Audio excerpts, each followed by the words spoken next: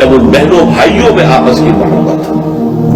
اس کے لیے قرآن میں فرمایا گیا کہ قطع رحمی بہت بڑا گناہ ہے۔ دو جگہ، ایک مکی سورت میں بھی غالباً سورہ ابراہیم میں اور سورہ بقرہ بھی شروع میں ہے، الذین یقطعون ما امر اللہ بہ ان یوصل ویفسدون فی الارض، وہ لوگ کہ جو اس رشتے کو کاٹتے ہیں جس کو کہ اللہ نے حکم دیا کہ جوڑو۔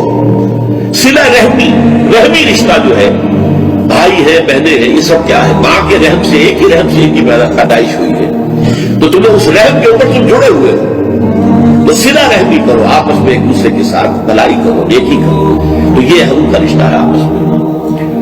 جیسا کہ سورہ نساء کی پہلی آیت میں بھی، اس میں بھی رحم فرمایا گیا، یا ایھا الناس اتقوا ربکم الذی خلقکم من نفس واحدۃ وخلق منها زوجها وبث منهما رجالا كثيرا ونساء واتقوا الله الذي تساءلون به والارحام ان اللہ کان علیکم رقیبا۔ رحمی رشتوں کا لحاظ